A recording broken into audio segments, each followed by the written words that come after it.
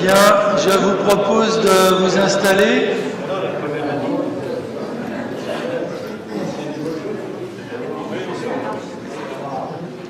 Bonne idée, non?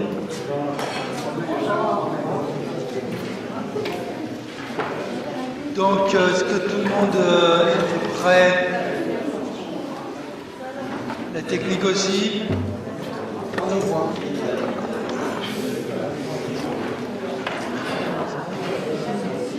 Bien, je vous propose que l'on commence. Avant de faire l'appel, je voudrais, s'il vous plaît, procéder à l'installation de Monsieur Philippe Allais, lui souhaiter la bienvenue. En qualité de conseiller municipal, il remplace Madame Loisna Matala, qui m'a fait part de sa démission le 28 mars 2019. Donc, Monsieur Allais la remplace immédiatement sur la liste du Rassemblement pour Gennevilliers. Donc, je lui souhaite la bienvenue. Je m'excuse auprès de lui parce qu'il n'a pas encore de chevalet, mais il l'aura pour la prochaine séance. En tout cas, bienvenue, Monsieur Allais. Merci. Je demande à Monsieur le directeur des services de passer à l'appel nominatif. Monsieur Patrice Leclerc. Présent. Madame Anne-Laure Pérez. Présente. Monsieur Marc Ourson. Absent, donne pouvoir à Madame d'Alcantara. Madame Yasmina Attaf. Présente. Monsieur Mohamed Grichy. Madame Laurence Lenoir. Donne pouvoir. D'accord. Madame Maria Blanca Fernandez. Monsieur Olivier Mériot. Madame Zineb Zouaoui. Monsieur Richard Mera. Madame Alexandra d'Alcantara. Monsieur Laurent Noël. Madame Isabelle Massard. Monsieur Grégory Boulor. Absent, donne pouvoir à Madame Manséry. Madame Carole Lafont. Monsieur Philippe Clochette. Madame Karine Chala. Monsieur Jacques Bourgoin. Madame Françoise Cancel. Absente, donne pouvoir à Madame Moidine. Monsieur Roland Museau. Absent, donne pouvoir à Monsieur Jacques Bourgoin. Madame Véronique Desmet Borel.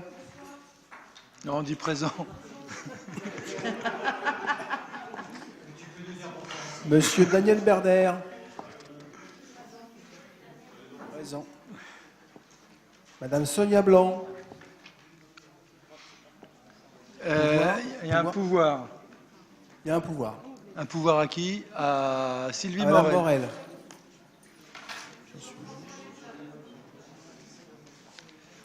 Monsieur Chouaki Apsi. Il va arriver. Il est là. Madame Maria Blanca Fernandez. Présente. Monsieur Zinboukrich. Absent, donne pouvoir à Monsieur Éloi Simon. Madame Sylvie Morel. Monsieur Christophe Bernier. Madame Delia Toumi.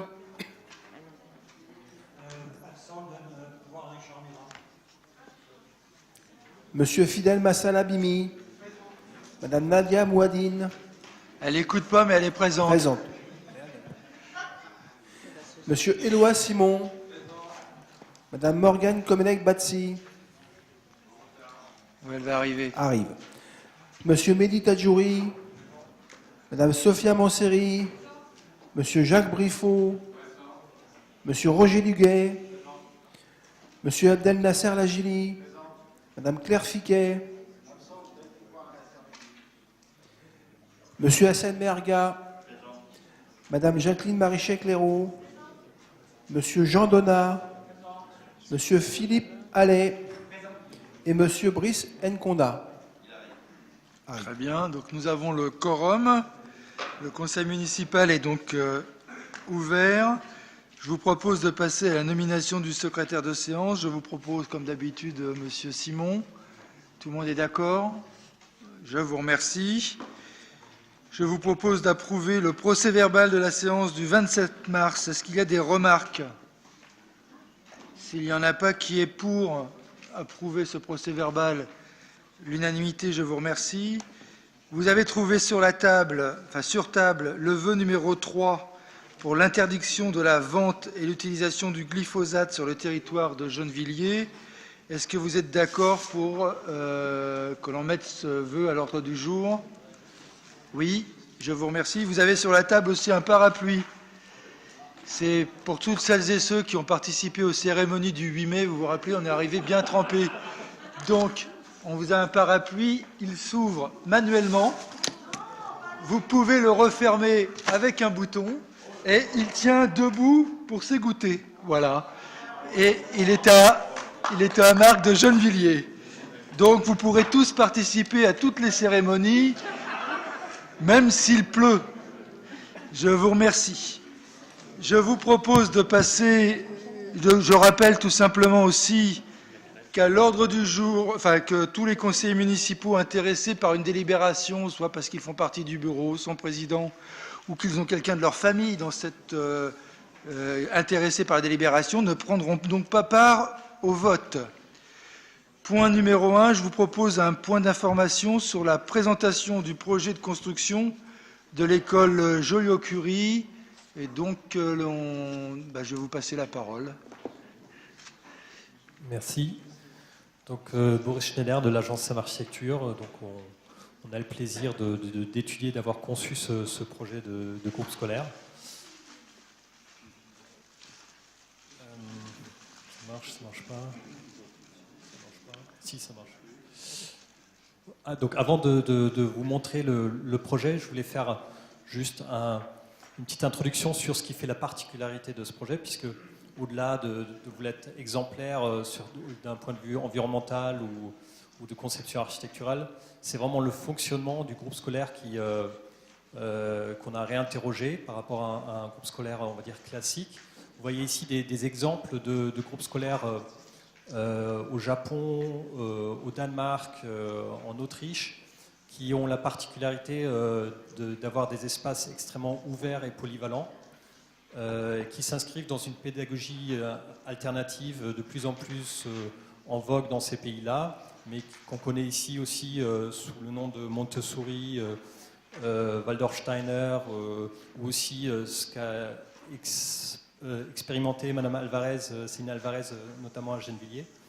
Donc l'idée étant de s'éloigner d'une pédagogie passive avec un enseignement frontal où les enfants sont juste face au maître, pour aller vers une pédagogie plus active où l'enfant est plus moteur et où l'espace du coup est plus adapté aussi à ses besoins physiologiques et psychologiques.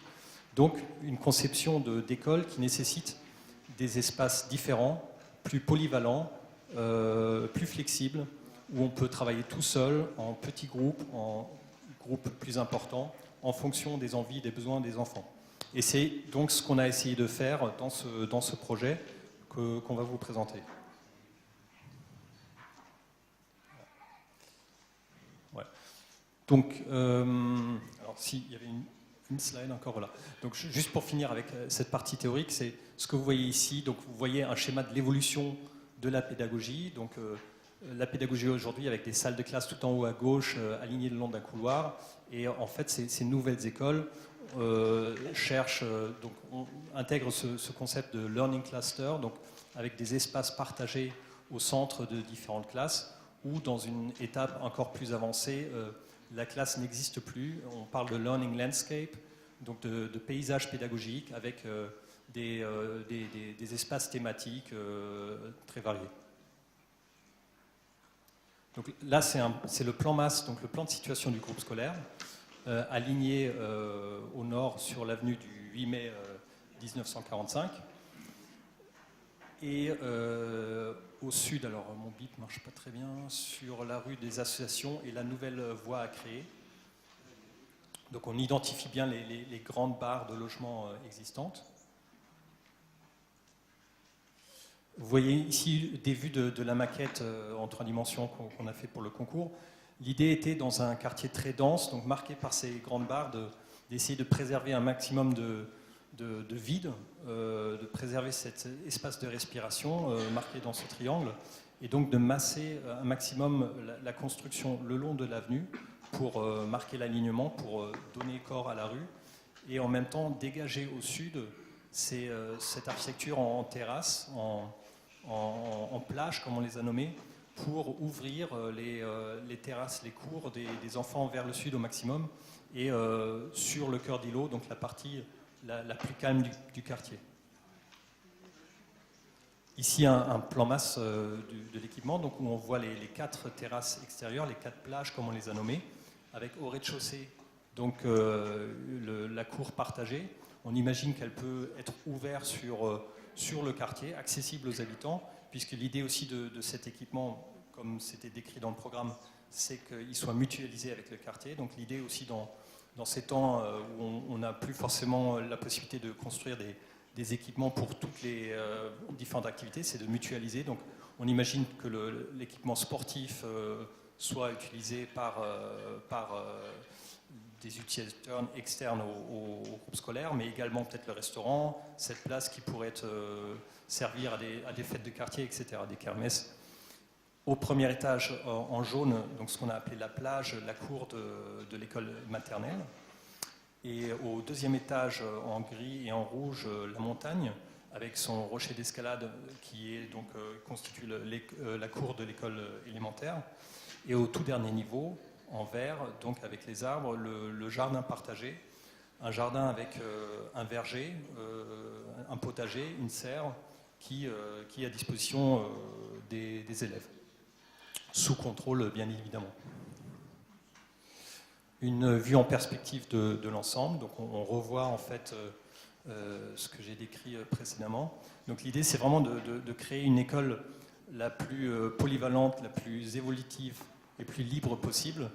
Et pour cela, on s'est basé sur une conception extrêmement rationnelle, extrêmement simple.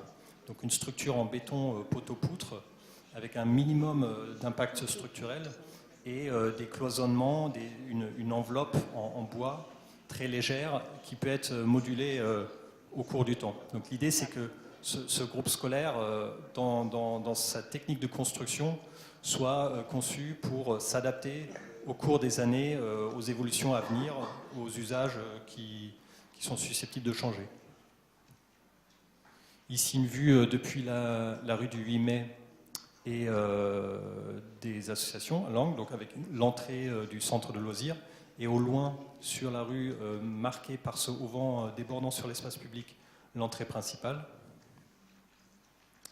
Et donc une vue sur l'entrée principale, où on remarque ce grand hall d'entrée se vide sur 3 niveaux. Donc ce qu'on voit également, c'est donc les balcons filants, ces coursives filantes qui encerclent tout le groupe scolaire, qui ont 3 fonctions.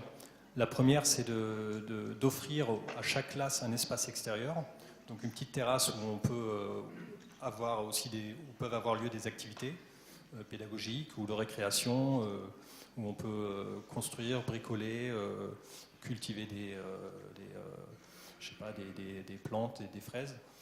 Et deuxièmement, créer une mise à distance avec l'espace public, sachant que toutes les classes se trouvent aux étages, donc jamais directement au rez-de-chaussée, mais cette bande épaisse d'environ 2 mètres permet de faire un brise-vue, de constituer un brise-vue entre les passants sur la rue et les classes largement vitrées pour avoir un maximum d'ensoleillement et de lumière naturelle.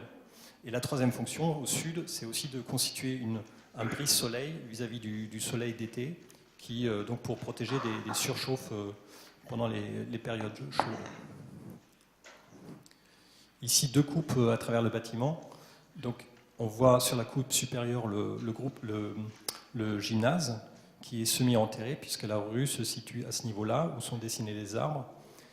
Et donc, l'intérêt de l'enterrer, c'est de pouvoir voir, d'animer la rue, de pouvoir voir dans le gymnase, tout en préservant l'intimité des usagers, des utilisateurs, qui sont donc en contrebas, donc à une certaine distance, qui ne sont pas perturbés par des gens qui regardent par la vitre. Sur la coupe inférieure, on perçoit ce grand hall dont je parlais tout à l'heure, avec ces deux escaliers qui s'entrelacent, qui se tournent autour. Donc avec d'une part l'escalier qui monte à l'école élémentaire, depuis le hall élémentaire, et d'autre part l'escalier qui monte à la maternelle. L'idée c'était ici de dire, voilà, il y a souvent de donner vraiment corps à cette idée de groupe scolaire, et de considérer ça comme un bâtiment avec une cage d'escalier, enfin une entrée commune, pour permettre éventuellement à des fratries aussi il y avait cette idée de dire, voilà, il y a peut-être un enfant d'une fratrie qui est dans l'école maternelle, l'autre dans l'élémentaire, et ils se voient, et ils montent ensemble à l'école sans jamais se croiser, tout en étant dans leur espace. Donc ici, les plans schématiques pour expliquer la configuration des différents espaces. Donc au rez-de-chaussée, on voit les 4 entrées, puisqu'il y a donc l'entrée principale école élémentaire sur l'avenue du 8 mai, sur la rue des Associations en face, l'entrée de l'école maternelle, l'école à l'est du centre de loisirs, et une école indépendante également pour le pôle sportif. Et donc là, l'idée encore, c'était de concevoir un peu le bâtiment comme une ville, avec des grands axes de circulation qui séparent et permettent d'identifier clairement les différentes activités. Donc on a ici en rose le pôle sportif qui en fait se situe au sous-sol, qui se situe sur 2 niveaux, le restaurant scolaire, le centre de loisirs, les espaces partagés, bibliothèques et salles polyvalentes. Ça c'est pour le rez-de-chaussée. Au premier étage, essentiellement l'école maternelle en rouge. Au deuxième étage, l'école élémentaire, à chaque fois avec sa cour en face. Et donc le programme prévoyait une certaine flexibilité, demandait de prévoir une grande flexibilité dans l'aménagement de ces 2 écoles et dans le dimensionnement de ces 2 écoles, puisqu'il n'était pas forcément connu le nombre de classes dont on aurait besoin dans l'une et l'autre. Et donc le principe de ce groupe scolaire, c'est de fonctionner avec une double circulation, et en son sein, donc, ces espaces polyvalents partagés dont je parlais au début, et qu'on va voir en détail plus tard, et qui permettent cette double circulation, qui permet de dimensionner, comme on le voit sur les schémas sur le côté, ces 2 écoles de manière variable. Donc on peut avoir une grande école maternelle avec beaucoup de rouge à cet étage-là, et une petite école élémentaire, où on peut même avoir une section autonome, comme c'était également demandé au programme, qui serait donc un 3e pôle desservi par une cage d'escalier indépendante. Donc voilà plus en détail le plan du rez-de-chaussée, que je ne vais peut-être pas commenter tout de suite, sauf s'il y a des questions plus tard. Parce que ce qui est plus intéressant, le sous-sol donc avec le gymnase, ce qui est plus intéressant parce que ça fait vraiment la particularité de ce projet, ce sont les étages supérieurs et donc les écoles. Donc voilà, on voit à l'extérieur en blanc à chaque fois les salles de classe, donc sur un plan carré 8 x 8, orienté soit sur les balcons le long de la rue, soit directement sur la cour. Et au centre, donc cette bande active, donc ce qui autrefois était le couloir, donc un espace annexe peu utilisé, devient vraiment un espace utile à la pédagogie et aux activités des enfants, puisqu'il présente un certain nombre de vides, ici, là, et encore ici et ici. Donc 3 espaces complémentaires qui forment ce learning cluster, donc cette grappe d'apprentissage, des espaces librement appropriables par les enfants. Si bien sûr c'est le souhait des enseignants et qu'ils investissent ces espaces.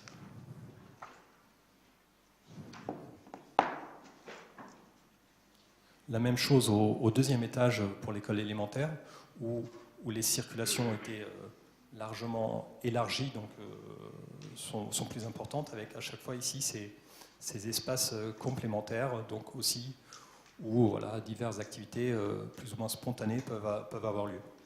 Donc c'est là où réside aujourd'hui le défi de ce projet, c'est-à-dire qu'on a créé quand même par rapport au programme, puisqu'on a prévu toutes les surfaces demandées au programme, mais on a créé aussi de l'ordre de 800 mètres carrés supplémentaires à l'intérieur et 2000 mètres carrés supplémentaires à l'extérieur, pour donc rendre possible ces concepts pédagogiques alternatifs ou avant-gardistes. Et voilà en image à quoi peut ressembler cet espace partagé, cet espace polyvalent. Donc c'est une vue prise au premier étage quand on rentre dans le bâtiment depuis la cour.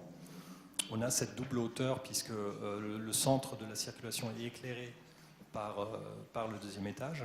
On a une première circulation ici, une deuxième derrière, et ici donc une vue du théâtre qui était donc hors programme qu'on a ajouté pour voilà, créer des espaces variés, différents, avec ces petites estrades où les enfants peuvent lire, travailler ou faire voilà, toutes sortes d'activités.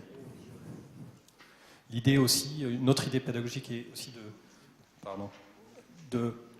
d'éviter au maximum les faux plafonds, les bardages, les recouvrements, et de montrer un maximum la construction. Donc en fait la structure est apparente, on va voir les poteaux-poutres en béton, on va voir la technique, on va voir un maximum de bois, pour là aussi dans un esprit quelque part de vérité, montrer de quoi est fait le bâtiment et d'éviter de tout cacher. Voilà, et pour finir, donc dernier slide, encore une image de la structure pour revenir sur ce concept et sur cette conception extrêmement simple, rationnelle et évolutive, quasiment comme un garage, en fait, comme un parking, avec ces trames de poteaux et de poutres extrêmement régulières, et le cloisonnement qui aujourd'hui répond au programme avec les salles de classe et les espaces polyvalents à l'intérieur. Mais demain, d'autres configurations, vu que tout est constitué de cloisons légères, d'autres configurations spatiales et pédagogiques possibles. Voilà. Merci beaucoup pour cette présentation. Donc vous le voyez, on a là un très bel objet. J'en profite pour vous remercier parce que c'est vraiment... vous avez gagné le concours sans qu'on hésite beaucoup. Et qui permet surtout une très grande polyvalence. On a essayé de tenir compte aussi de notre expérience d'Aubrac, et notamment sur le fait qu'il n'y ait pas de circulation trop croisée, que ce soit bien séparé, que les usages soient bien séparés, pour que le gymnase, si on l'utilise comme un club, on puisse y aller sans rentrer dans l'école. Vous nous avez même rajouté la possibilité du centre de loisirs ou de la restauration aussi dans un usage isolé. C'est plutôt une belle chose. Donc maintenant on attend sa construction et après l'utilisation dans ces usages, puisque la pédagogie à l'intérieur dépendra que des enseignants. C'est-à-dire qu'on met à leur disposition un outil, à eux de pouvoir l'utiliser. La polyvalence a aussi un avantage, c'est que ça peut permettre aussi d'évoluer en fonction des structures d'école, mais aussi des pédagogies et des usages. Monsieur Mera. D'abord, évidemment, on ne peut être que très content de voir ce type de projet, puisque c'est un projet qui anticipe sur l'avenir. C'est-à-dire que, comme l'a dit l'architecte, c'est un projet évolutif, et ça c'est vraiment fondamental. C'est-à-dire que le fait qu'en fonction des évolutions de pédagogie, on a vu ces dernières années, ne serait-ce que les mutations entre nombre d'élèves par classe, quand on passe de groupes à 24 à des groupes à 12, c'est ce que fait la ville, elle va cloisonner sur des espaces qui n'avaient pas été prévus pour ça avant. Donc on sait qu'il y a des mutations qui s'opèrent réglementairement qu'on ne peut pas anticiper, mais quand elles arrivent, évidemment, on est bien contraint par l'architecture du bâtiment. Et puis, il y a ce qu'a vu l'architecte dans les pays qui sont aujourd'hui ceux qu'on regarde avec beaucoup d'intérêt, c'est-à-dire ces pays nordiques qui ont des pédagogies très en avance et qui ont beaucoup aussi travaillé sur la question des espaces. Donc ça a été anticipé. C'est quelque chose qui n'est pas encore dans la culture ici, mais en tout cas, c'est anticipé. Évidemment, ça a été présenté au corps enseignant qui a bien entendu que c'était un projet qu'il fallait s'approprier. Et puis, ça a été aussi présenté à l'inspection et moi, j'en ai beaucoup parlé aussi avec l'ESPE qu'on a ici à Gennevilliers, où il y a une équipe d'enseignants qui forment les futurs professeurs, qui sont très intéressés par ces nouvelles formes évolutives de l'architecture pédagogique. Donc on a quelque chose là qui est un vrai potentiel. Et je pense que localement, il y a vraiment une possibilité de l'exploiter sur le long terme. Voilà. Merci. En plus, son inclusion dans le quartier est bien pensée. Et on l'a présenté aux parents d'élèves aussi. Bien, mais je vous remercie. Merci beaucoup. Et je vous propose de passer au deuxième point d'information. Yasmina Attaf, plus une présentation sur le festival jeune et très jeune public.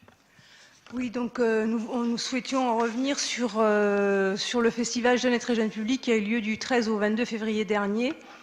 Et donc rappeler pourquoi on avait mis en place ce festival Jeune et Très Jeune Public, et notamment rappeler qu'il était important d'apporter la culture au plus grand nombre et de manière très importante dès le plus jeune âge et dès tout petit. Finalement, c'était important que la culture soit à la portée de tout le monde. Voilà, donc on a eu un festival qui a eu un grand succès, et je vais laisser Géraldine Salle présenter le festival et le bilan. Oui, bonsoir. Donc la 4e édition du festival Jeune et Très Jeune Public qui s'est tenue donc du 13 au 22 février. Il faut dire qu'on a un partenariat privilégié avec l'association Enfance et Musique qui est dans le secteur de la culture et de la petite enfance depuis plus de 30 ans et qui est notre partenaire privilégié sur la ville sur cette question particulière du festival. Donc le festival, c'est 10 jours qui se sont tenus, 39 spectacles différents dont 22 créations. Une part importante sur la création jeune public nous semble importante. Plus de 80 représentations, 2 rencontres professionnelles, puisqu'il faut dire que ce festival a aussi une ambition à faire venir les professionnels de la petite enfance et de la culture sur notre territoire, une exposition, 3 ateliers et une restitution de projet, qui était un projet qui s'était mené pendant 2 ans avec le RAM, le relais des assistantes maternelles.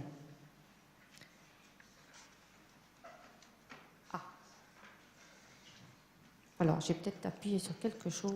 Voilà. Sur off. Je vais peut-être le faire à la main. On parlait d'énergie dans le cadre de ce festival, c'est des énergies partagées.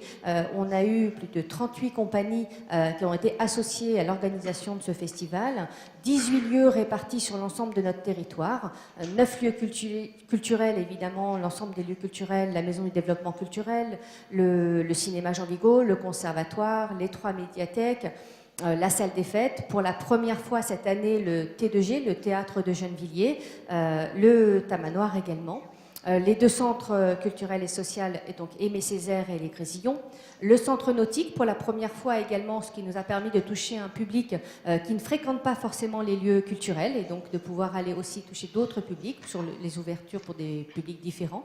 2 écoles maternelles qui étaient associées cette année particulièrement au festival, l'école Louise Michel et l'école Joliot-Curie, et 4 crèches, donc la crèche Anatole France, la crèche Richelieu, la crèche République et la crèche du Luth.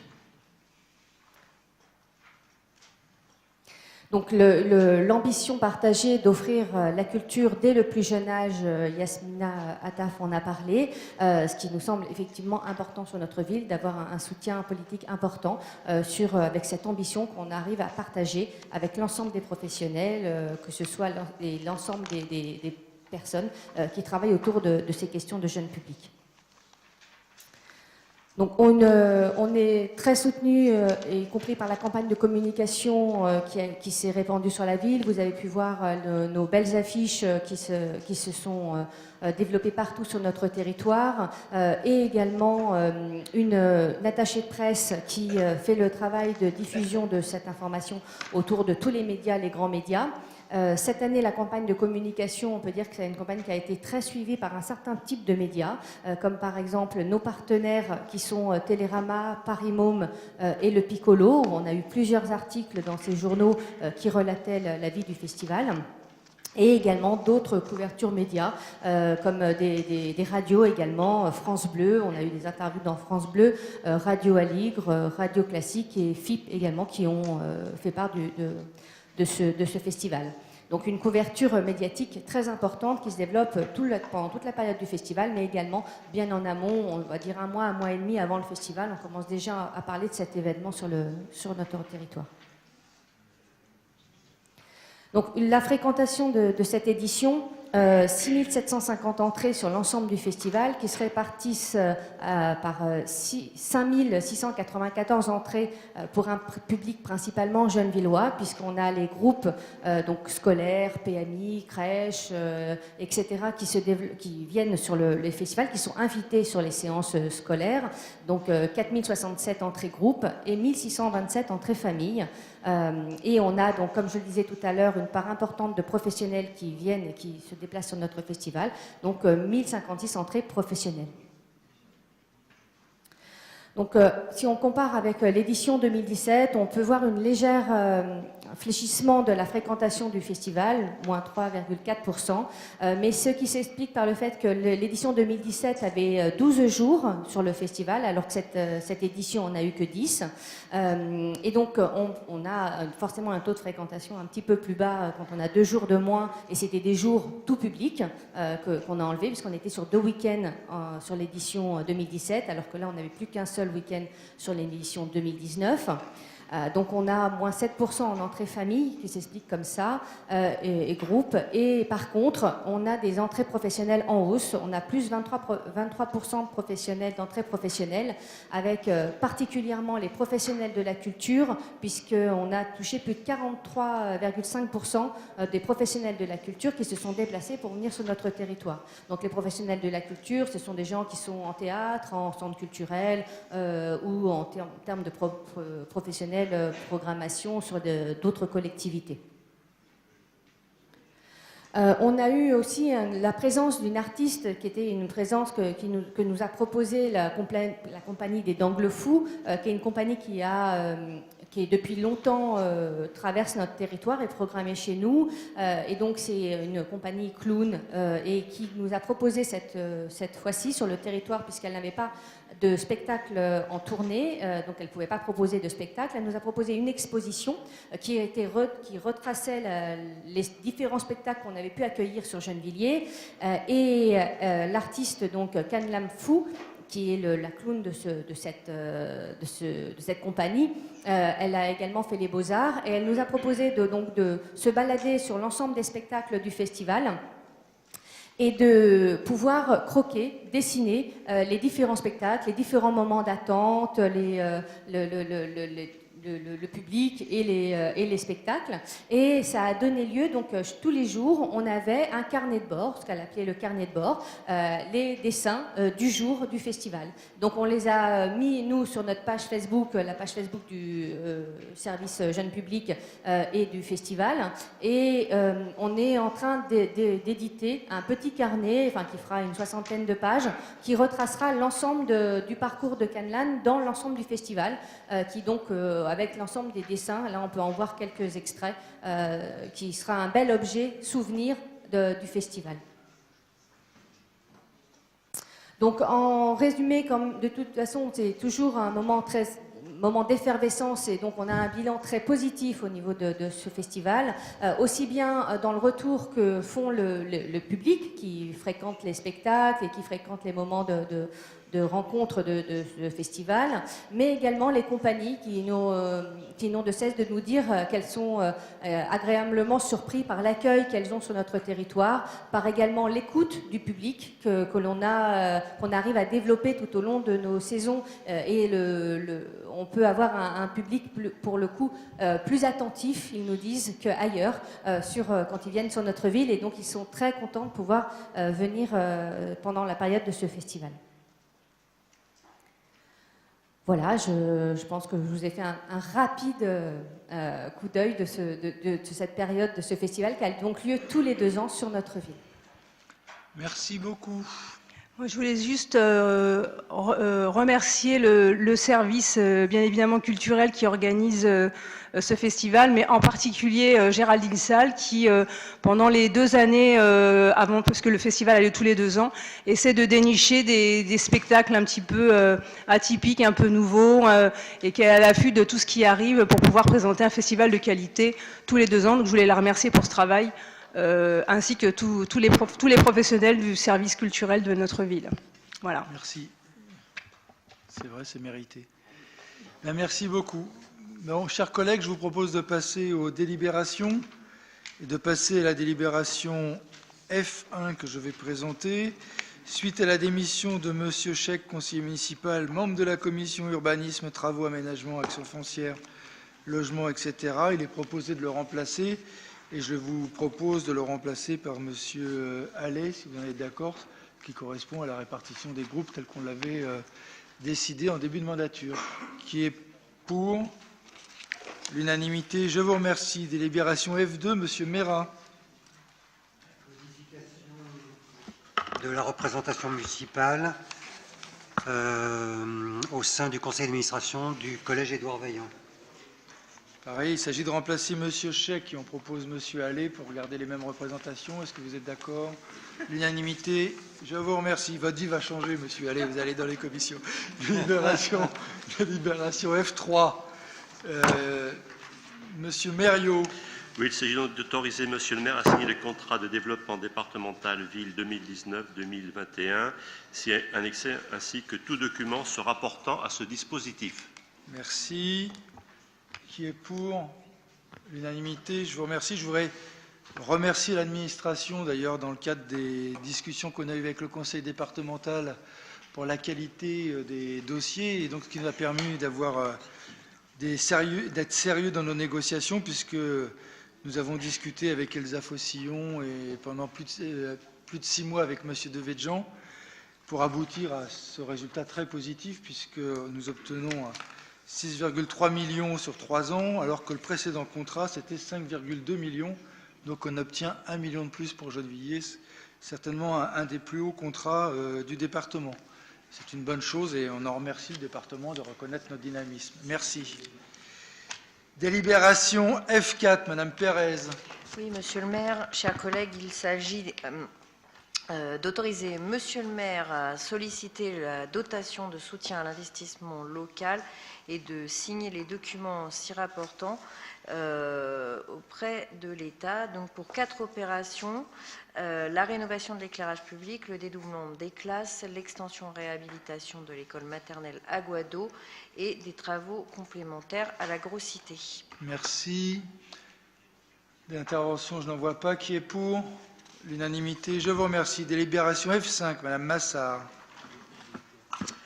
Oui, bonsoir. Il s'agit d'autoriser Monsieur le maire à demander une subvention à la métropole du Grand Paris pour le déploiement d'un programme 2019 du plan triennal vélo au titre de l'axe développement des modes de déplacement non polluants. Merci. Qui est pour? L'unanimité. Je vous remercie. Délibération F6, Madame d'Alcantara. Il s'agit du contrat de développement département-ville, l'attribution de subventions à des associations locales. Merci. Les interventions, je n'en vois pas. Alors, ne vote pas pour sur cette délibération, Mesdames Massard, Desmet, Morel et Chala, et Messieurs Grichy, Boucriche, Massalabimi, Noël, Mériot et Tadjouri, qui ne prennent pas part au vote puisqu'ils sont membres d'une des associations concernées. Qui est pour? Alors, les autres, merci. Délibération F7, Madame d'Alcantara. Alors, il s'agit d'une délibération annuelle autorisant le recrutement d'agents contractuels saisonniers pendant la période estivale. Merci. Qui est pour? L'unanimité, je vous remercie. Délibération F8, Madame Zouaoui. Oui, bonsoir.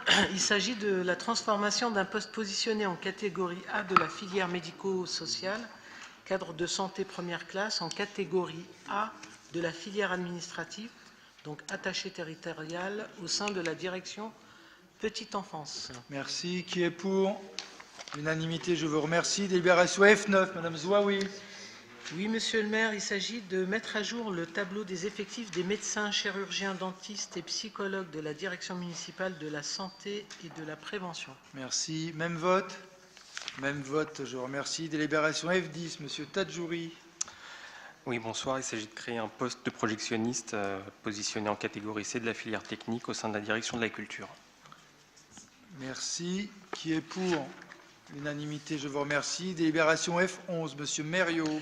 Il s'agit donc d'approuver ces délibérations concernant la modification de la délégation de compétences du conseil municipal à monsieur le maire. Il s'agit aussi de raccourcir des délais pour des demandes de subventions ainsi que différents dossiers. Merci. Des interventions, monsieur. Non. Qui est, pardon, excusez-moi, c'est moi qui ai piégé. Qui est pour l'unanimité? Je vous remercie. Délibération F12, madame Moidine. Il s'agit de l'adhésion de la ville de Gennevilliers à l'association des maires d'Île-de-France. Merci. Qui est pour? L'unanimité, je vous remercie. Délibération E1, madame Massard. Il s'agit d'attribuer une subvention aux associations dans le cadre du contrat de développement département-ville pour la mise en place d'actions en faveur des habitants des quartiers prioritaires pour l'année 2019. Même vote? Même vote, je vous remercie. Délibération E2, monsieur Simon. Oui, bonsoir. Il s'agit de l'attribution de subventions aux associations au titre de la programmation 2019 du contrat de ville.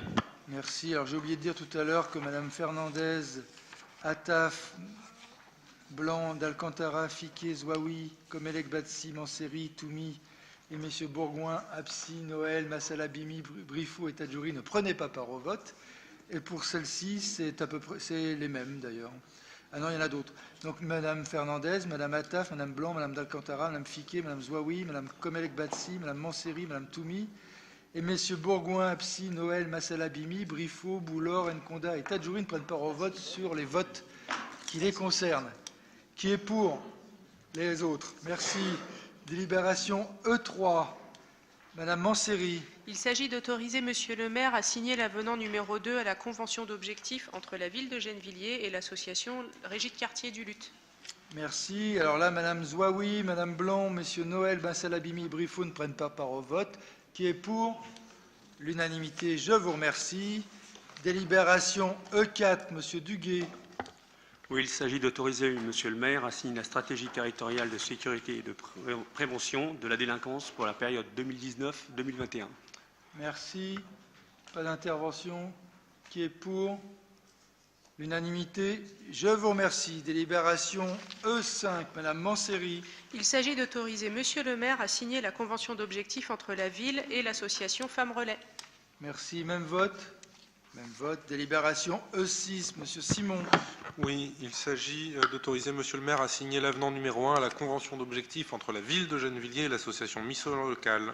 Merci. Alors, madame Blanc, d'Alcantara, Fiquet, et messieurs Noël et Absi ne prennent pas part au vote. Qui est pour? L'unanimité, je vous remercie. Délibération E7, madame Desmaîtres. Oui, il s'agit d'autoriser monsieur le maire à signer l'avenant numéro 4 à la convention d'objectifs entre la ville de Gennevilliers et l'association Interval relatif à l'attribution de subventions spécifiques dans le cadre du contrat de ville et du contrat de développement département-ville. Pardon, je m'étrangle. Merci. Qui est pour? L'unanimité, je vous remercie. Délibération E8, madame Maria Blanca Fernandez. Il s'agit d'autoriser monsieur le maire à signer l'avenant 1-2019 à la convention d'objectifs entre la ville de Gennevilliers et l'association Gennevilliers Insertion relatif à l'attribution d'une subvention spécifique dans le cadre du contrat de ville. Merci. Alors, messieurs Absi, Noël, Boulor et Nkonda, c'est pas très paritaire ça, ne prennent pas part au vote. Qui est pour? L'unanimité, je vous remercie. Délibération E9, madame Moidine. Il s'agit d'autoriser monsieur le maire à signer l'avenant numéro 4 à la convention pluriannuelle d'objectifs entre la ville de Gennevilliers et l'association AXEG. Merci. Alors, madame Attaf, monsieur Bourgoin et mesdames Attaf et Fernandez ne prennent pas part au vote. Qui est pour? L'unanimité, je vous remercie. Délibération E10, monsieur Berder. Il s'agit d'attribuer une subvention à l'association Réseau des organisations de solidarité internationale France en remplacement de la délibération E2 du 27 mars 2019 relative à l'attribution d'une subvention libellée au nom de Rosy France. Oui, on corrige un problème administratif. Qui est pour? L'unanimité. Je vous remercie. Délibération E11, M. Clochette. Cette délibération, c'est une demande de subvention auprès de la Caisse d'allocation familiale pour la construction d'un équipement multifonctionnel, culturel et intergénérationnel situé dans le quartier des Agnettes. Merci. Qui est pour l'unanimité? Ce que je vous propose, c'est qu'on vous le présente au prochain conseil municipal. On fait quelques modifications. On est en train de travailler dessus pour réduire les mètres carrés pour que ça rentre dans le budget, et on vous fera cette présentation-là. Donc, l'unanimité, je vous remercie. Délibération E12, M. Clochette. Donc c'est une autre demande de subvention pour le même équipement à la métropole du Grand Paris. Même vote, l'unanimité, je vous remercie. Délibération E13, M. Berder. La ville de Gennevilliers s'est engagée dans un projet commun aux villes membres du réseau de coopération décentralisée pour la Palestine, en direction de la jeunesse palestinienne de Jérusalem-Est, en coopération avec l'association Al-Boustan dans le domaine de la prévention santé. Les autres villes membres du RCDP ont pris des engagements dans les domaines de la culture, du sport. En tant que chef de file des collectivités territoriales partenaires, la ville de Gennevilliers va percevoir la subvention globale du ministère de l'Europe et des Affaires étrangères sur le projet afin de la rétrocéder à l'association RCDP chargée de sa mise en œuvre. Il s'agit donc d'autoriser Monsieur le maire à solliciter le versement de la subvention de 204 000 € sur 3 ans, de période 2019-2021, par tranche annuelle. Pour l'année 2019, il est prévu le versement de 52 700 €. Merci. Alors, Yasmina Attaf, qui est une femme de langue, me dit qu'on dit Al-Boustan et que ça veut dire le jardin. Voilà. Qui est pour? L'unanimité, je vous remercie. Mais moi, j'ai le même accent que toi, Dania, je dis Al-Boustan, c'est plus facile. Délibération E14, Madame d'Alcantara. Oui, il s'agit d'autoriser Monsieur le maire à signer l'acte de rétrocession de subvention entre la ville de Gennevilliers et l'association RCDP. Merci. Même vote, l'unanimité. Je vous remercie. Délibération E15, Monsieur Noël.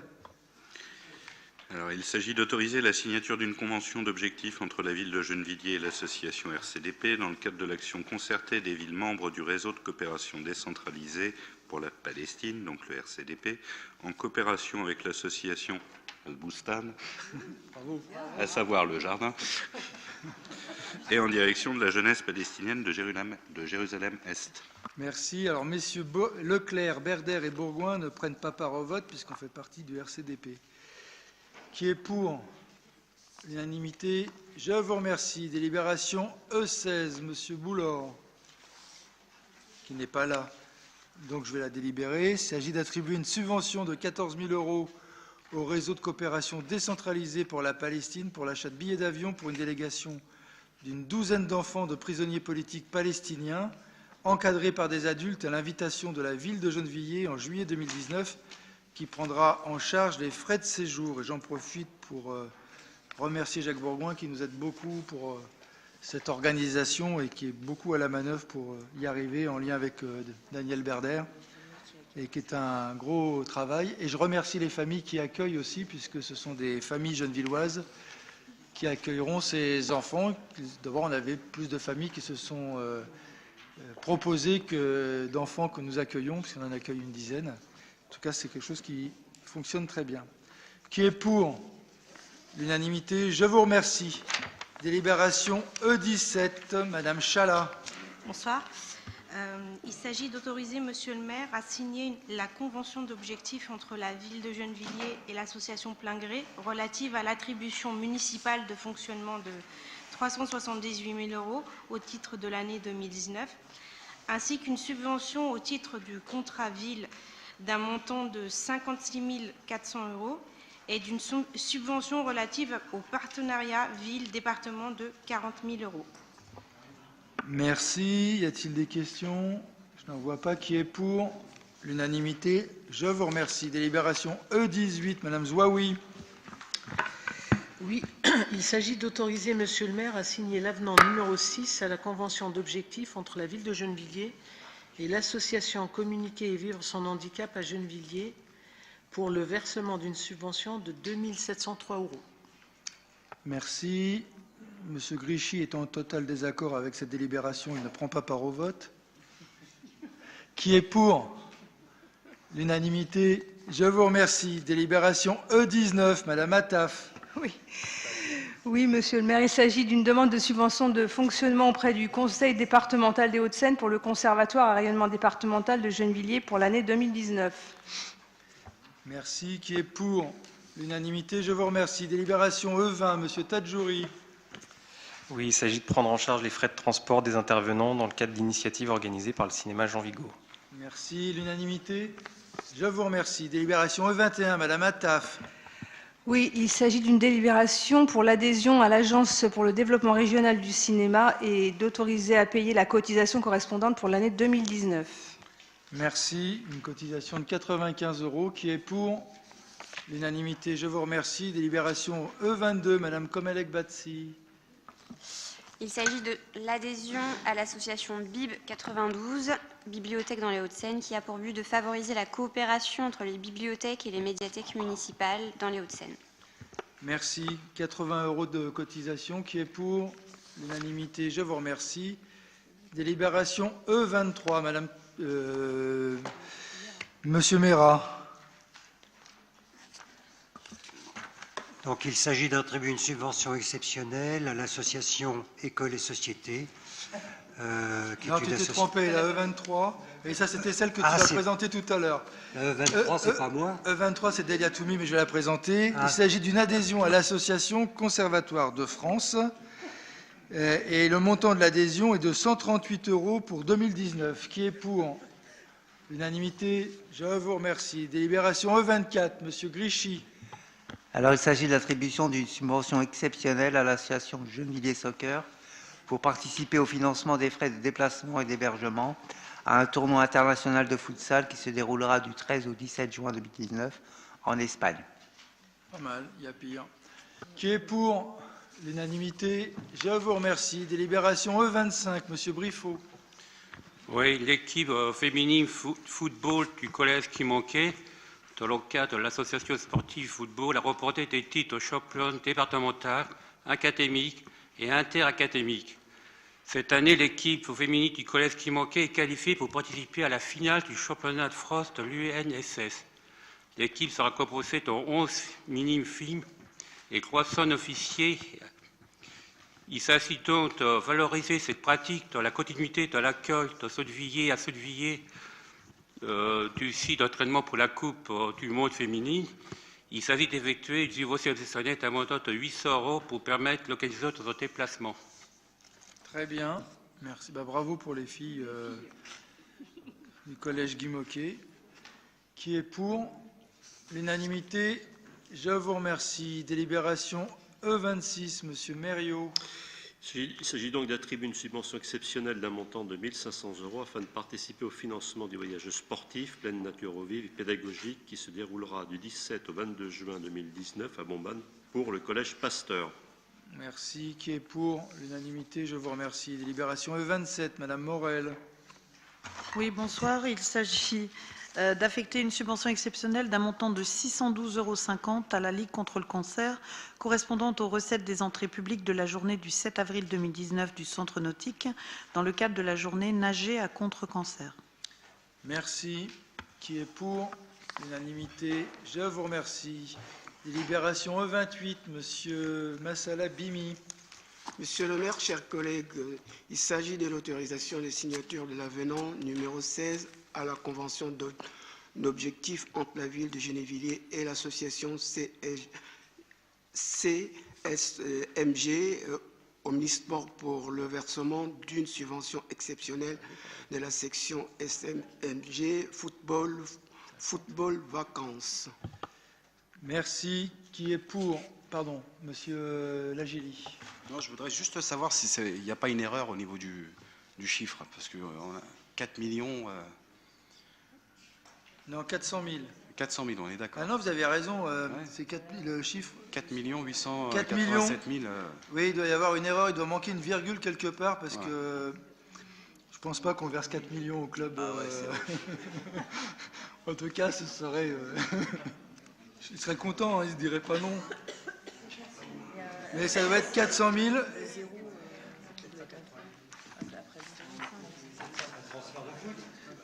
Mais c'est une erreur dans le résumé, mais elle n'est pas reproduite dans la délibération. Donc c'est bon. Merci pour votre vigilance. Qui est pour l'unanimité? Je vous remercie. Délibération. J'ai oublié de dire que pour cette délibération, M. Grichy et Mme Massard ne prenaient pas part au vote. Délibération E29, M. Grichy. Alors, il s'agit d'autoriser l'autorisation de signature de l'avenant numéro 3 à la convention d'objectifs entre la ville de Gennevilliers et l'association de tennis club de Gennevilliers pour le versement d'une subvention exceptionnelle afin de participer aux frais de déplacement pour le championnat de France de National 2 à Troyes et à Poitiers. Merci. Qui est pour? Unanimité, je vous remercie. Délibération E30, M. Absi. Il s'agit d'autorisation de signature de l'avenant numéro 4 à la convention d'objectifs entre la ville de Gennevilliers et l'association Centre équestre de Gennevillois pour le versement d'une subvention exceptionnelle de 2 500 € pour l'acquisition de matériel adapté à handisport. Merci. Alors, messieurs Grichy, Boucriche, Massalabimi et Noël, ainsi que Mme Desmaîtres, ne prennent pas part au vote parce qu'ils sont au CA, je crois. Qui est pour? L'unanimité, je vous remercie. Délibération E31, M. Absi. Il s'agit d'une autorisation de signature de l'avenant numéro 5 à la convention d'objectifs entre la ville de Gennevilliers et l'association Communiquer et Vivre son handicap à Gennevilliers, CVHG, pour le versement d'une subvention exceptionnelle de 1 763 € pour la plongée sportive et le basket de haut niveau. Merci. Alors, M. Grichy ne prendra pas part au vote. Qui est pour? L'unanimité, je vous remercie. E32, M. Grichy. Alors, il s'agit d'une autorisation de signature de l'avenant numéro 6 à la convention d'objectifs entre la ville de Gennevilliers et l'association de Gennevilliers et gymnastique rythmique pour le versement d'une subvention exceptionnelle afin de participer aux frais de déplacement pour le championnat national équipe à Lyon, championnat national par équipe à Lyon, qui s'est déroulé le 18 mai au 20 mai 2019. Merci. Et il y a eu quelques bons résultats. Bravo aux filles aussi. Qui est pour? Madame Morel ne prend pas part au vote. L'unanimité sinon. Je vous remercie. Délibération E33, Madame Moidine. Il s'agit d'attribuer une subvention de fonctionnement complémentaire pour l'association France-Palestine. On avait dû mettre la virgule au mauvais endroit. Suite à une erreur matérielle, ouais. Qui est pour? L'unanimité. Je vous remercie. Délibération E34, Monsieur Grichy. Alors, il s'agit d'une autorisation de signature de convention de prêt ou de mise à disposition d'œuvres d'art avec d'autres collectivités territoriales dans le cadre de l'exposition Trésor de banlieue. Merci. Qui est pour? Qui s'abstient? Qui vote? Abstention? 2 contre? 2 contre. Je vous remercie. Juste pour information au conseil municipal, on va faire une... Pour information, donc on a 51 maires qui ont répondu positivement pour le prêt d'une ou plusieurs œuvres, plus 2 conseils départementaux. On aura à peu près 263 œuvres comme Caillebotte, Mystique, Chagall, Di Rosa, Corneille, Morisot et beaucoup d'autres.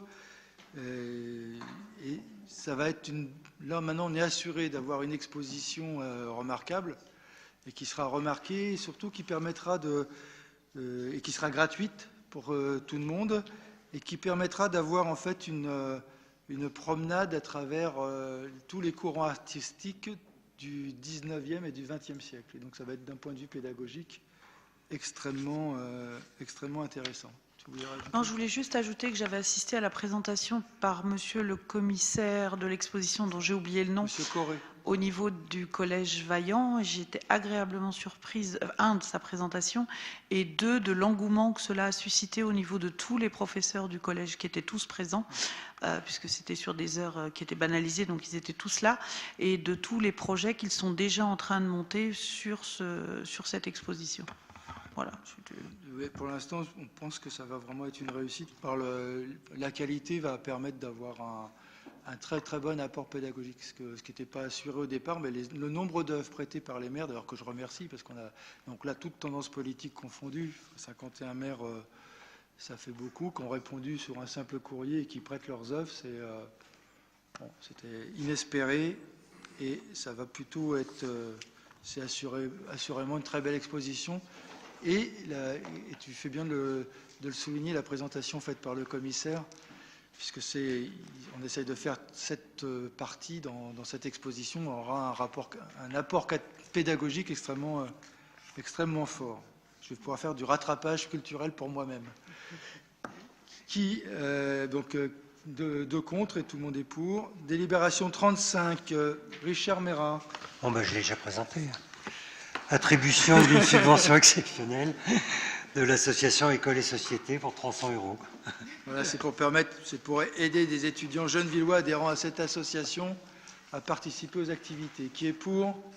L'unanimité, je vous remercie. Délibération E36, Madame Massard. Il s'agit d'autoriser Monsieur le maire à signer la convention attributive de subvention au titre de la dotation poétique de la ville. Qui est pour? L'unanimité, je vous remercie. Délibération E37, Madame Moadine. Il s'agit d'attribuer une subvention exceptionnelle à l'association Chandon-Grésillon suite à une modification de l'objet lié à la subvention de la délibération du 27 mars 2019. Qui est pour? L'unanimité, je vous remercie. Délibération U1, Madame Lafont. Oui, il est demandé au conseil municipal d'approuver l'octroi d'une subvention au profit de l'Office public de l'habitat de Gennevilliers, boucle de Nord de Seine, d'un montant de 1 968 934 € pour lui permettre de maintenir un haut niveau d'investissement tout en tenant compte des frais générés sur l'exercice 2019 par sa transformation en société coopérative d'intérêt collectif d'HLM. Merci. Les interventions? Je n'en vois pas. Qui est pour? Qui s'abstient? 2 abstentions. Je vous remercie. L'unanimité moins 2 abstentions. Délibération U2. Monsieur Briffaut. Oui, il s'agit d'autoriser la démolition de la propriété communale au 5 rue du Sol, 4 tracé section AF, numéro 89. Merci. Qui est pour? L'unanimité, c'est pour construire l'école qu'on a vu tout à l'heure. Non, je dis une bêtise d'ailleurs, rien à voir. Un passe-sol? Si, c'est le Si, c'est ça. Merci. Oui, c'est rue Sol, c'est pas un passe-sol. Si, c'est ça. Je vous remercie. Délibération U3, Monsieur Bernier. Monsieur le maire, il s'agit de vous autoriser pour la commune de Gennevilliers ou pour toute personne morale qu'elle se substituera à signer une promesse de cession d'un fonds de commerce situé au 1-3 avenue des Grésillons. Merci. Qui est pour? L'unanimité, je vous remercie. Délibération U4, Madame Lafont. Oui, dans le cadre du projet de cession au profit de la société coopérative HLM Boucle de la Seine, des biens situés 4 places Jean Grandel à Gennevilliers, il est nécessaire d'annuler la copropriété qui n'a plus de raison d'être car la ville est l'unique propriétaire. Merci. Qui est pour? L'unanimité, je vous remercie. Délibération U5, Madame Lafont. Oui, il s'agit de la garantie communale à hauteur de 100% pour une opération d'acquisition d'un ensemble immobilier de 20 logements situés 23 rue Jules Larose et 99 boulevard Camillina, financé par le prêt numéro 120 0084, annule et remplace la délibération U3 du conseil municipal du 19 décembre 2018. Merci. Qui est pour? L'unanimité, je vous remercie. Délibération U6, Madame Lafont toujours. Oui, donc là, c'est l'autorisation de signature d'une convention de réservation entre l'OPH et la ville de Gennevilliers suite à la garantie d'un emprunt pour l'acquisition d'un ensemble immobilier de 20 logements rue Jules Larose et boulevard Camélina. Merci. Qui est pour? L'unanimité, je vous remercie. Délibération U7, Madame Pérez.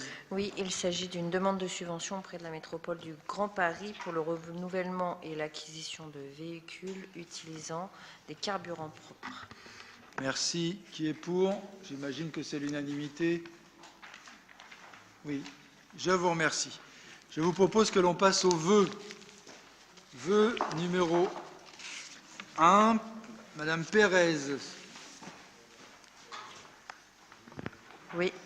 Monsieur le maire, c'est un vœu que je présente pour la majorité municipale.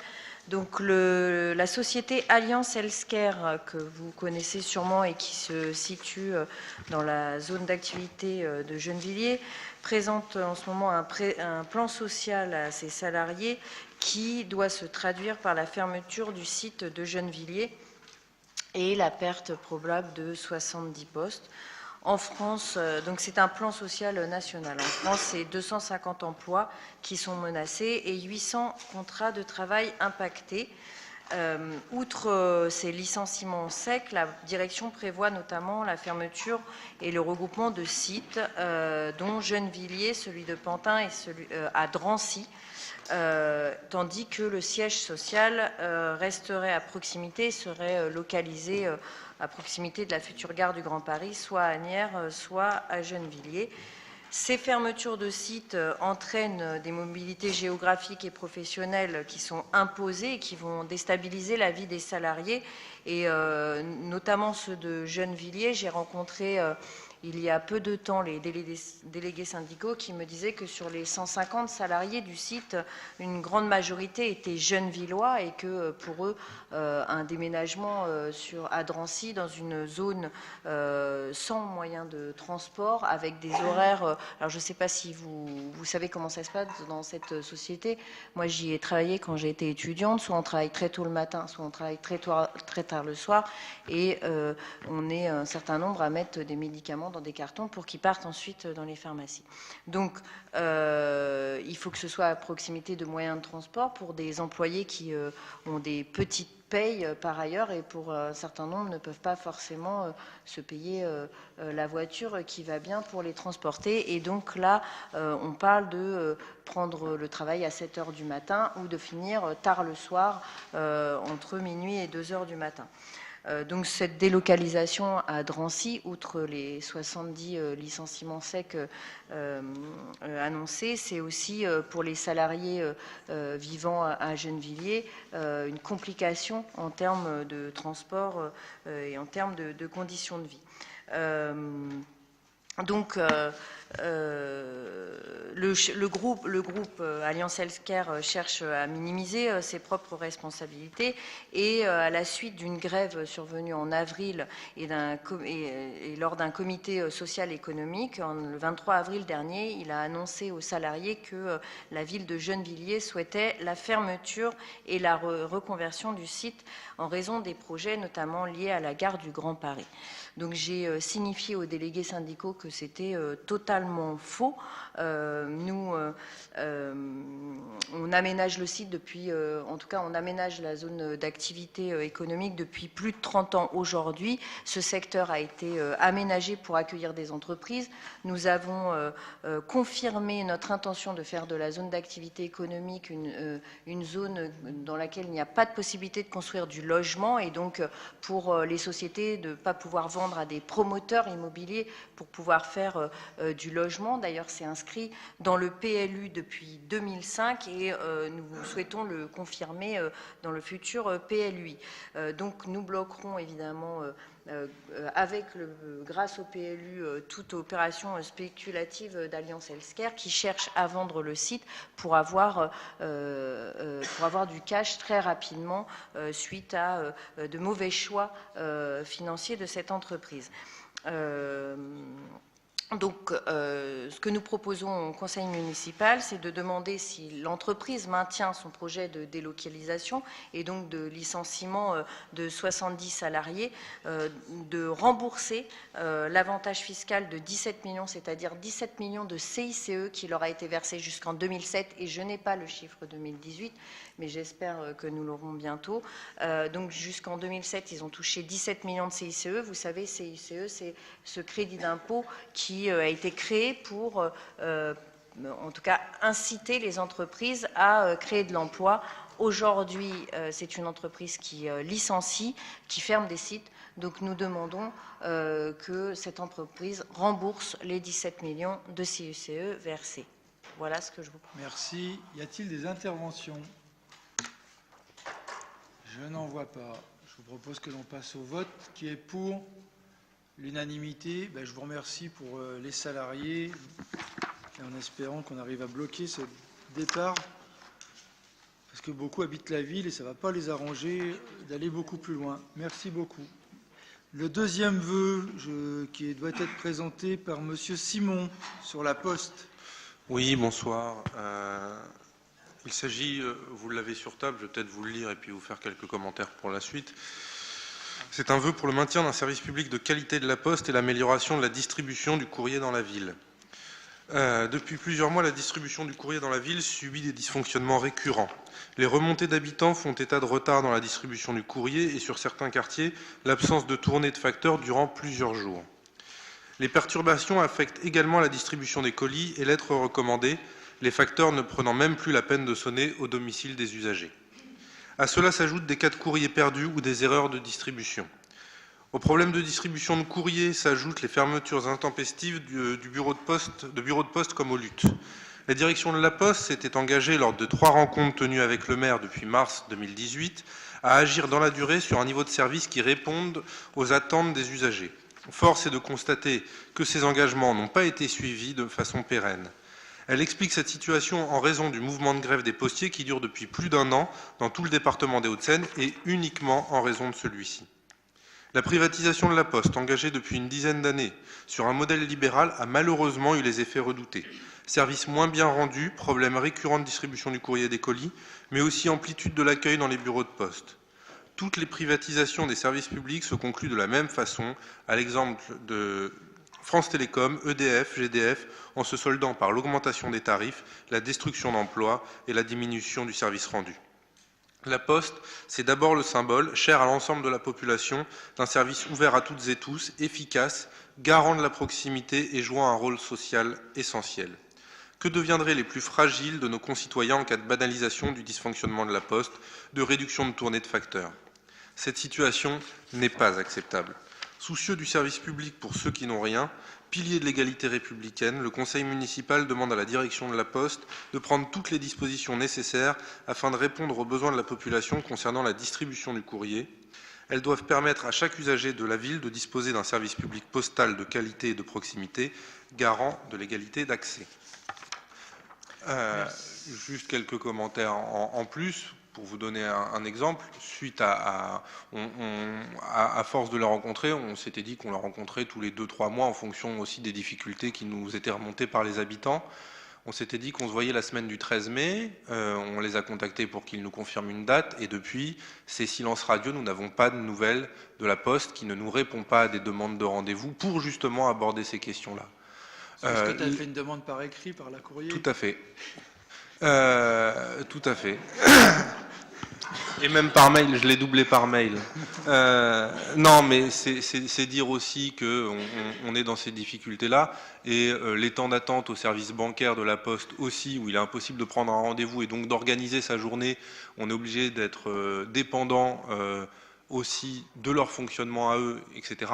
Tous ces problèmes-là, les cartes, les avis d'imposition, les amendes, les factures, les cartes d'invalidité, les cartes PMR qui autorisent le stationnement sur les places PMR, qui sont perdues et où il n'y a pas un mot d'excuse et on nous dit il faut appeler un service client et vous aurez une réponse. Et la réponse en général c'est on est désolé, on l'a perdu et c'est bien tout. Et du coup, cette situation-là, on voit bien qu'elle pose problème. C'est malheureusement ce qu'on s'est dit et ce qu'on a dit il y a 10 ans maintenant, quand un référendum sur la privatisation de la Poste avait été organisé par de multiples organisations, associations, syndicats et partis politiques, c'est que cette situation-là, la situation de la Poste allait se dégrader à la vitesse grand V. Il n'a pas fallu attendre bien longtemps. Au bout de 10 ans, le modèle est à bout de souffle et personne ne tient. Merci. Merci. Y a-t-il des interventions? Madame Blanca Fernandez, ensuite Madame Chala. Je voulais juste dire que ce n'est pas plusieurs mois, mais ça fait 2 ans qu'au Grésillon, nous avons de très gros problèmes comme ça. J'avais assisté à une réunion et ils n'ont pas fait d'effort. Madame Chala. Le constat présenté dans ce vœu correspond à des problématiques récurrentes et identifiées sur la commune depuis plusieurs années, sans que la Poste ne trouve de moyens ou se donne les moyens de les résoudre. Même s'il est indéniable que le modèle de fonctionnement de la Poste doit évoluer et s'adapter en même temps à l'évolution des utilisations des usagers, on remarque que le nombre de correspondances traitées entre 2009 et 2018 est passé de 15 à 10 milliards par an, soit une baisse d'1 tiers des demandes. Cette évolution demande un minima de garantir le service public existant ou en ouvrir de nouveaux. Or, nous assistons à l'inverse à des fermetures de bureaux, comme le disait Éloi il y a 5 minutes, une réduction d'horaire ou d'ouverture ou de fermeture intempestive, ou même à ça s'ajoutent des dysfonctionnements récurrents dans la distribution de courriers.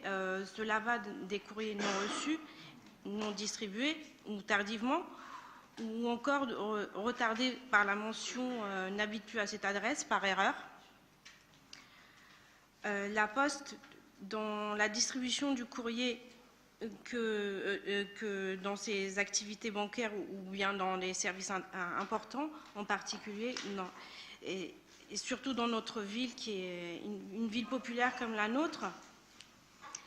Donc l'État est sous le contrôle de l'autorité de régulation des communications électroniques et des postes, finance et compense pour une grande partie le service postal universel assuré par la Poste, mais la Poste a dans ce cadre une obligation de résultat et de tenir compte des doléances des habitants et des professionnels relayés par les élus, en particulier par le vœu présenté ce soir.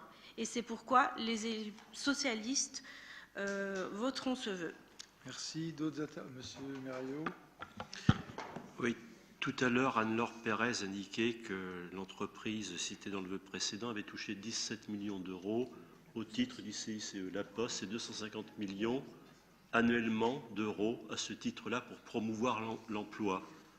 On a tous en mémoire le centre de tri de Quittouche qui est à la limite de Gennevilliers, qui est sur la commune de Villeneuve-la-Garenne. Investissement, tout neuf ce centre de tri. Il a été construit il y a 7 ans. 66 millions d'euros. On le ferme, ultra moderne. Les salariés qui habitent tous, la plupart, Gennevilliers, Villeneuve et les villes voisines, vont se retrouver à Bois d'Arcy, pas en prison, hein, je vous rassure, hein, mais dans un centre de tri. Donc on nous casse les pieds avec les trajets, qu'il faut faire des économies d'essence, etc., le carbone, la taxe carbone, etc. On voit bien que là aussi, on a des gâchis humains et financiers qui sont importants. Sur la localité, les collègues à la Poste me disent qu'il n'y a pas de baisse de courrier, vu le nombre de foyers qui augmente, et aussi vu le nombre d'entreprises. Donc là aussi, il y a un mécontentement parmi la distribution au niveau des entreprises. Je suis certain qu'à Neuilly, ce n'est pas du tout le cas. Il n'y a pas du tout les mêmes contrats par rapport aux collègues. Le dernier avatar qui nous arrive, c'est le nombre de Gennevillois qui nous indiquent qu'ils n'ont pas reçu leur carte électorale alors qu'il y a eu une refonte. La dernière fois, elles sont arrivées en retour avec plusieurs mois de retard, alors que les électeurs sont en droit de les avoir ou normalement peuvent les récupérer dans les bureaux de vote. Donc dimanche, on sera, mes chers collègues, confrontés aussi à cette problématique-là. Effectivement, l'argent est roi. Avant, nous avions, au moment de la réforme, en 1991-1992, il y avait 17 000 bureaux de poste en France. Maintenant, on doit être environ à 8 000, 8 500. Il faut bien savoir que quand un bureau est fermé, notamment dans les communes rurales ou ailleurs, ou dans les quartiers, puisque dans les Hauts-de-Seine, on demande aux communes de prendre le relais, de créer des bureaux, des agences publiques, postales, communales. Ce qui a été décidé de la Poste pour se donner effectivement bonne conscience, on donne 6 000 € d'indemnité à la commune pour faire fonctionner le bureau de vote. Pardon, le bureau de poste. 6 000 €, c'est 500 € par mois. Donc en général, ils sont ouverts une journée par mois, une journée et demie, avec seulement quelques heures, avec quelques heures d'amplitude. Voilà la situation d'un service postal qui était réputé d'être un des meilleurs du monde. Merci. D'ailleurs, il y a un bureau de poste qui a fermé à Colombes et c'est la mairie qui a repris pour éviter de perdre le service. Qui est pour l'unanimité? Je vous remercie. Dernier vœu, Monsieur Bernier. Merci, Monsieur le maire. Je présente ce vœu en l'absence de Madame Lenoir, qui est retenue par un déplacement professionnel qui ne pouvait pas être là ce soir. Petite présentation et quelques mots rapides sur les volontés qui ont sous-tendu à la rédaction de ce vœu. La première de ces volontés, c'est ce que l'on rappelle en introduction de ce vœu, c'est la volonté de la cohérence de l'action de notre ville et de notre commune, puisque depuis plusieurs mandats, la ville s'est très largement investie sur les questions écologiques et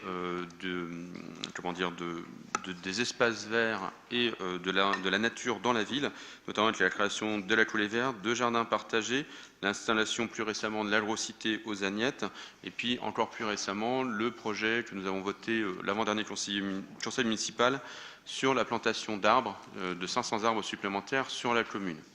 C'est aussi le principe de l'exemplarité de notre commune, de montrer qu'il est possible de se passer de ce type de produit, ce qui est déjà le cas dans les services communaux, montrer qu'il est aussi possible de s'opposer à des entreprises, notamment celles qui fabriquent et qui commercialisent le glyphosate, avec des pratiques industrielles et médiatiques douteuses, voire illégales, comme l'ont notamment prouvé les dernières révélations dans la presse de fichage de journalistes, d'acteurs politiques, d'acteurs associatifs.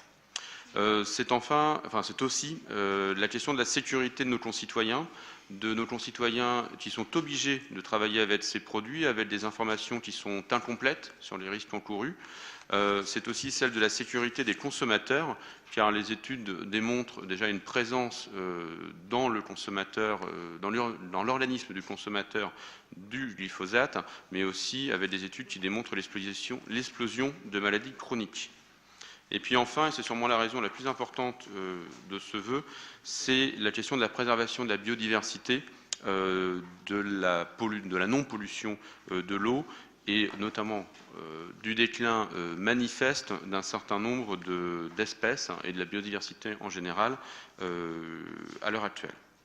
Enfin, donc, pour l'ensemble de ces raisons, le groupe des élus socialistes vous propose, le conseil municipal, de mandater monsieur le maire pour prendre un arrêté interdisant la vente et l'utilisation du glyphosate sur le territoire de notre commune. Donc, arrêté qui est en cours de rédaction et qui sera soumis prochainement à la signature de monsieur le maire par les services. Merci. Y a-t-il des interventions? C'est un vœu qui risque de faire l'unanimité. Qui est pour l'unanimité? Je vous remercie. Je vous propose de prendre... Est-ce que vous êtes d'accord pour prendre acte du compte-rendu des décisions municipales? Oui, je vous en remercie. Avant de lever la séance, je vous donne la prochaine date. Ce sera le 26 juin 2019 à 20 h. Je vous remercie pour cette séance et je souhaite une très bonne rupture de jeûne à nos collègues qui la pratiquent. Ils vont pouvoir, dans quelques minutes, pouvoir le faire. Merci, bonne soirée.